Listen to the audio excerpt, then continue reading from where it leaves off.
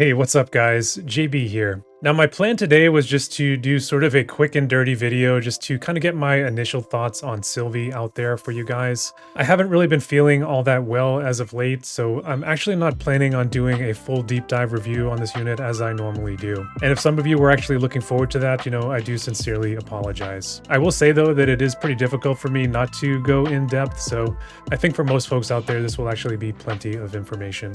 Now, as you may have gathered from the thumbnail of my video, I'm actually kind of disappointed in Sylvie, and I've actually coined her Fryavia 2.0. Now, over in FFBE, Sylvie was an absolute favorite of mine. She is a beast of a support unit, and I think that she is actually a favorite of many. Now, she was actually coming into the game touted as a rearguard healer class, and she definitely has some nice healing capabilities, but at least from a statistics and skills perspective, I would say that she is much more of a damage-dealing magic bruiser in reality. Now, from a stats perspective, her HP is very average. She has below average dex, just average in her luck value. Admittedly, she is doing pretty well in her agility statistic for both base and innate. She is actually above average in both of those. And she does actually have an agility passive that can bring that up even further if you need it. Now, as I kind of alluded to there with the dex and luck, accuracy for this unit is definitely a big red flag. She is below average in that category, coming in at just a 159% level,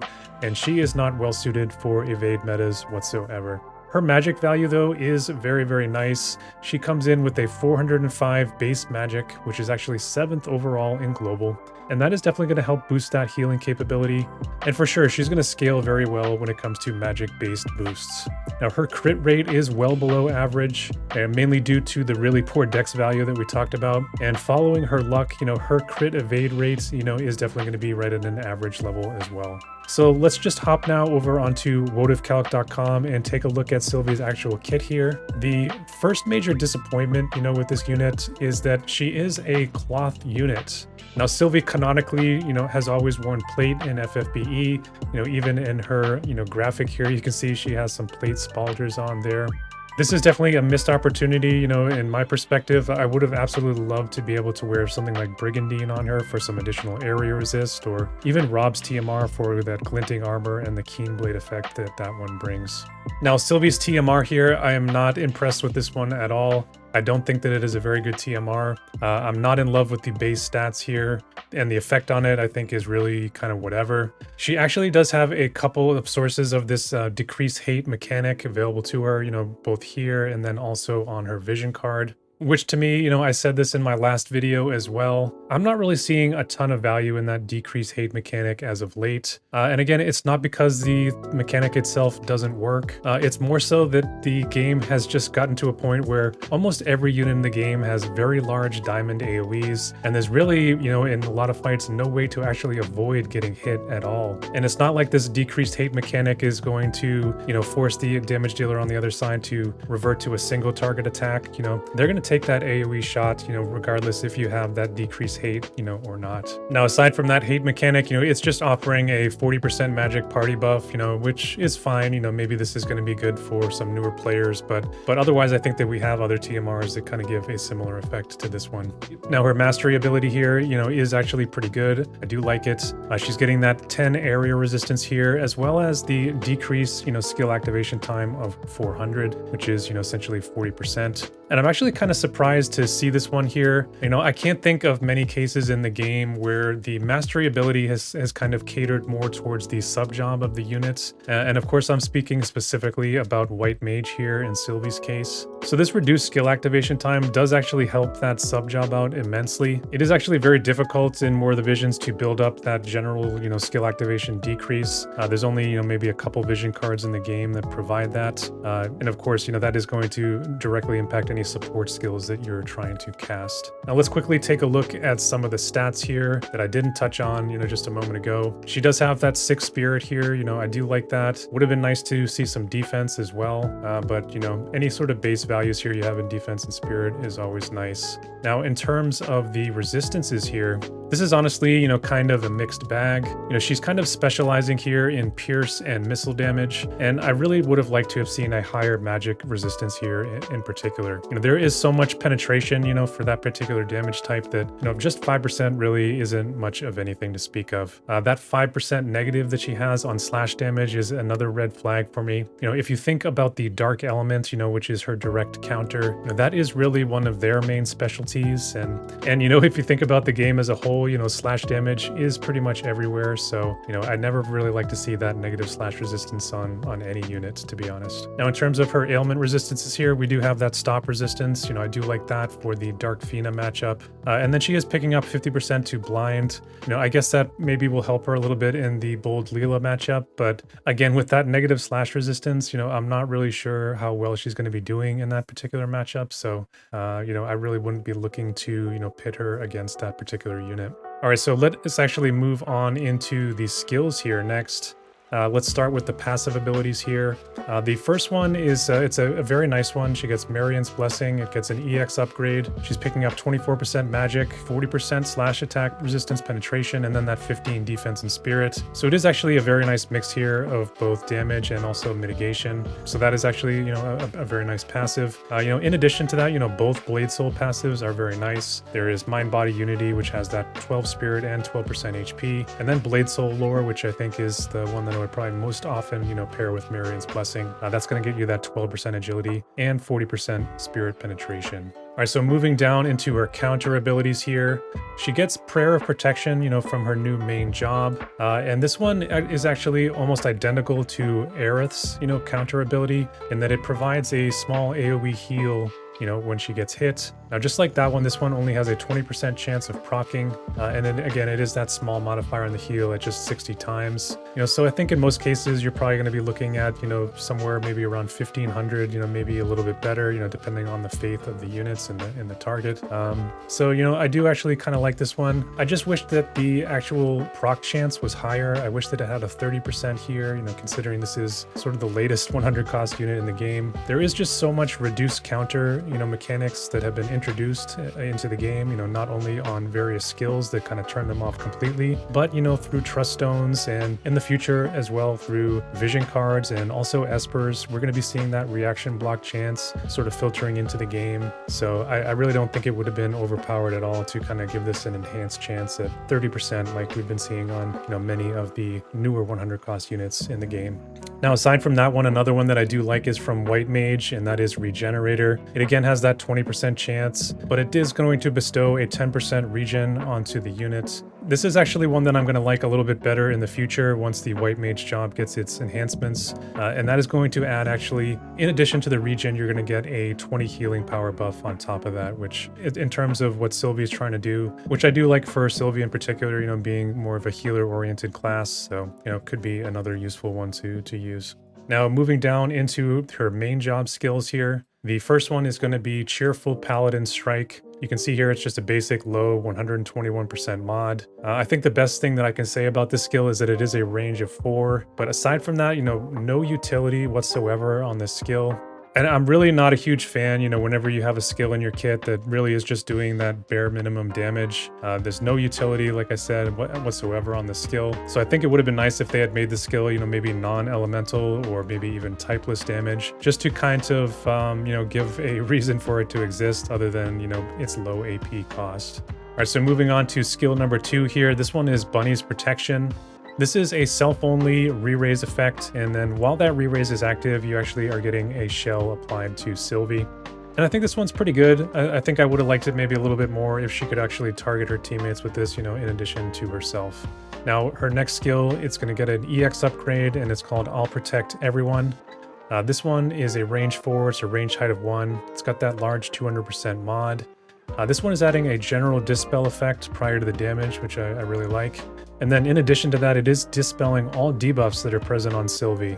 So it's kind of a cleanse effect there as well. I do like that. It's kind of a nod back to kind of what she can do in FFBE. So this is a good skill, pretty decent range again at that range 4, nice modifier, and then 2 pretty nice effects as well.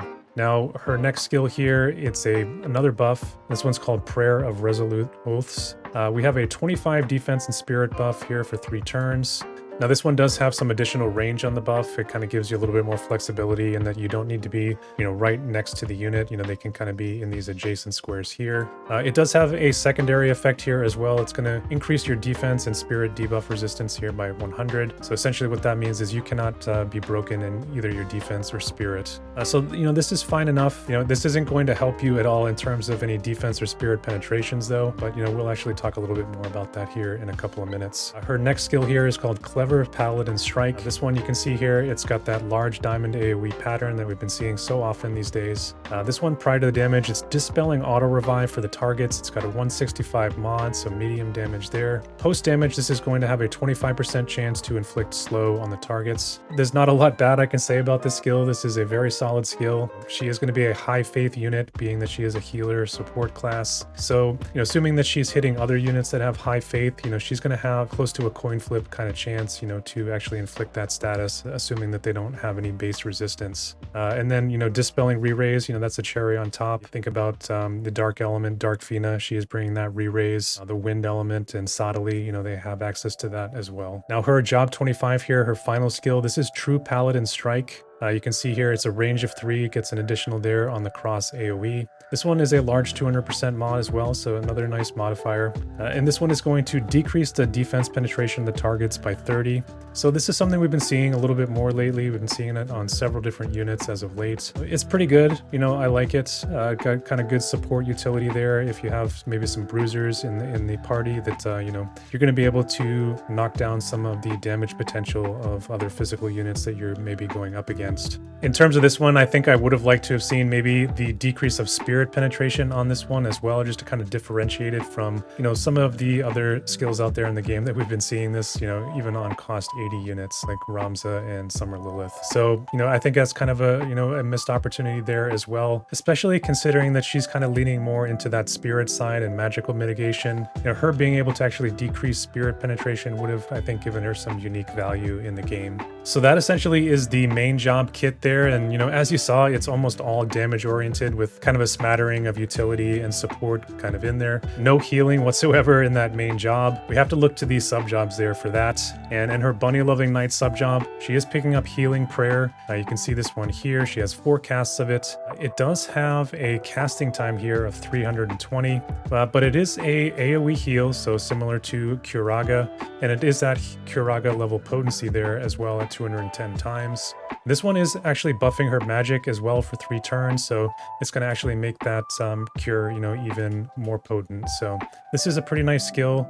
Too bad that it actually is an instant cast. That actually would have made it much better in my view. But remember, she does have that reduced casting time, in her mastery, so that is actually going to get this down to a 2-tick cast, which, it's not too bad. The other skill here is called Crippling Strike. Very low range on this one. It's got a medium mod there at 165. This one is decreasing healing power of the targets by 50. A very nice utility to have. The problem with this skill, though, I think is, because it is so limited in that range. In terms of autoplay, her actually breaking this skill out, I don't think you're going to see it all that often, unless you actually have just 2 units lined up, in this pattern here. Otherwise, she's going to look to her other skills that are either higher potency or bigger AoEs that she can kind of get more units kind of in that area of effect. And that's going to bring us down here into White Mage, which is kind of the bulk of her, healing support. She has Curata here, which is that 210 times single target heal. That one's got a 360 cast time on it, so again, that's going to be a 2-tick cast for her. She has Cura here, which is an AoE with a kind of a smaller potency. Again, a 320 cast speed on that one. And then we do have Full Life here, which is probably the most interesting thing about this sub job. In autoplay, I might even consider turning off the majority of these skills and just run it for Full Life alone. Full Life does have a pretty long cast time on it. It is that 200 speed. So this one is going to be, a 3-tick cast. Still overall, very nice to have access to. Now, moving down into her next sub-job, this is Blade Soul. The best thing I would say about this sub-job for her is going to be this Banishing Barrier. Right now, this is a 3500 HP magic barrier. When the Blade Soul job gets enhanced, this one is actually going up to a 7500 HP barrier, which is very, very strong. And at that point, is kind of the magical equivalent of what Halloween Lucia brings with her, large HP barrier. The other skills here for Blade Soul, I don't really love them, especially when you look at what's available in her main kit. She has much better attack skills there, I think. So moving down next onto her Limit Burst, you can see here it's a large diamond AoE, got a massive 69 AP cost, which is quite crazy. But this one is kind of an instant heal access for her. You can see here it's got that 300 times kind of large potency heal, similar to units like Resnick on her Limit Burst. This one, in addition to that, is going to give a one-hit damage barrier of 50%. It's an all damage barrier as well, which is nice. And then it's also going to be giving her an AP restore of 5% for 3 turns. And that kind of helps make up for this, super high AP cost. That's actually going to clean out the bulk of her AP, assuming that she hasn't had a chance to get too many buffs online at that point. So I actually do really like this Limit Burst. I think that barrier that it's providing kind of sets it apart from some other skills we've seen in the game. And admittedly, that is some nice utility here for Sylvie. My sort of one caveat here is with this Blade Soul sub-job. If you opt to use this one, this is going to be the only heal that she has access to, in her entire kit. So, definitely something to keep in mind there. All right, guys, so that is a quick overview on the kit.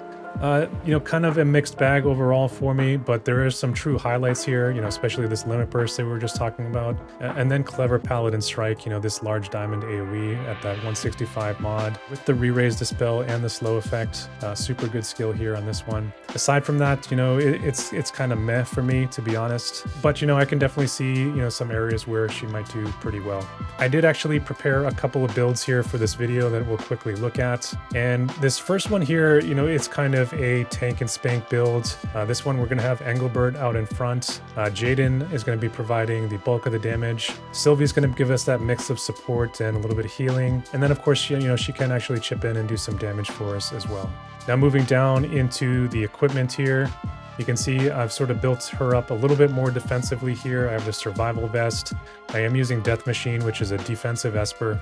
And what I'm trying to do here is maybe pit this team against more physical focused teams. So I have built up her defense here, gets up to that 51 level, which is pretty nice. And you can see here, her magic level, it's approaching 1600, and that's actually pretty strong, especially considering we don't have a magic focus Esper here in the build.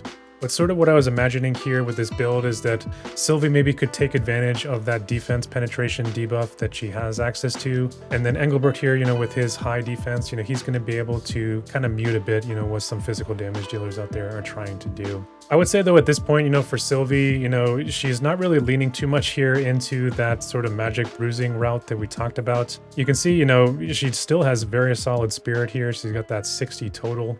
So, you could actually think to maybe trade out Engelbert here and use somebody like Mariel. That actually could be a pretty good combination. They both could do slash chaining damage together. Mariel has that 30 spirit debuff that she can bring as well, which would certainly help Sylvie's damage along, on top of it. Now, a second build idea here, let me bring that one up. And this one is kind of doing exactly what we were just talking about, kind of leaning more into that magic bruising type role. And in this case, I have kind of 3 stout units when it comes to magical damage. You can see here, kind of going down into the build, put a really heavy focus on spirit and magic resistance. You can see here Sylvie, she's going to be approaching 70 spirit, which is very strong. And then the other units too have pretty strong spirits. We are going to be able to put on that spirit buff as well from either Sylvie or from Summer Kilfei here. We're going to have pretty strong magic resistance here in the build. You can see Kilfei there at 63. Sylvie, not too bad either at 39. And Ramza is actually going to be able to buff that up with his Spellblade subjob for us. He's going to bring in that resist magic skill. You can see here I have built up a little bit of the dark resistance here as well, because I was envisioning this team to kind of go up against a dark magic team, maybe featuring Halloween Lucia and Dark Vina. And I think it would actually, perform pretty well in that scenario. Actually, neither of those units have considerably high, magic resist penetration, so, that resist magic buff in particular is going to work very, very well. And, Ramza here, he does have his shout buff. He can get us that 60% attack and magic, which, that's going to work well for our sort of mixed team here with both physical and magic damage. So again, these are just a couple of ideas here that I put together for the early going. I suppose that you might be able to do something where Sylvie might be backing up an evade team. I'm really not in love with that idea, to be honest. Since they're not going to be the bulkiest of units, generally they can only last maybe 1 to 2 hits. So the whole healing and the defense and spirit aspect of her kit, really isn't getting a lot of use there, to be honest. So moving into my final thoughts here, guys, it's kind of a mixed bag, as we've been kind of talking about. I can definitely see some potential for the future, with this unit if Light were to sort of develop that identity of being more bruising and having some more survivable units when it comes to their defense and spirits. There is a couple that they have right now that I highlighted, but, I wouldn't say it's an absolute strength for the element overall. Much of Light's identity today is kind of heavily invested into that evade game as well as the long range game there with Jaden, where both styles of play there are really focused on not taking damage, at all and really not getting hit. So I don't really think that those particular play styles suit what Sylvie is trying to do, all that well. So, because of that, I'm kind of feeling like this unit is a little bit of a miss, from Gumi. Not only in that the element isn't, all that well suited to kind of play around with what she does, but also in some of those red flags that we were talking about earlier, the lackluster TMR, her below average accuracy, her inability to wear plate armor, which I'm really, really frustrated by, and also that negative slash resistance that she's coming in with innately. So I'd say that unless you're a huge fan of this unit, or maybe you're a Light main, I think that you can probably safely skip this unit and really not be missing out on all that much, which could be sort of a blessing in disguise for some folks out there who are really trying to save up for that 3rd anniversary, or maybe some of the seasonal units that are upcoming. On this one, I'm really just kind of feeling that Gumi was thinking, hey, here is a unit that can deal with Dark Fina and Halloween Lucia pretty well. She can do some other nice things too, but overall just kind of meh and underwhelming. And to be honest, I think they may have just been scared of creating an Elena 2.0 situation where maybe they would elevate Light so much that it would actually conflict with future sales for Sephiroth. And I do think that is pretty unfortunate. When I look at some of her skills, not even having any utility or effects tied into them, that just screams to me that they were holding back a little bit here, and maybe they'll look to prop her up again in the future when the time is right for the Light element to be on top again. I would say that time probably isn't right now, especially like I said with Sephiroth coming in. He's going to absolutely decimate Sylvie with his courage and re-raise removal, and he has very high Light resistance as well. He's going to be a tough nut to crack for the Light element, and I don't think that Sylvie helps out that situation whatsoever. So that's basically my thoughts here today, guys. Let me know what you think of this unit in the comments down below. I think it's pretty clear that, I'm not super crazy about this one, which, is a true bummer for me because I really was excited for this unit. Let me know what you thought of this sort of roughshod video here today with the sort of lower production quality. It's definitely a lot less work for me to kind of just put out my thoughts here for you. So if you like this format, maybe I'll do some more first impression videos like this in the future. And that's really all that I have to say for today. So as always, stay safe out there, and I'll see you guys in the next one.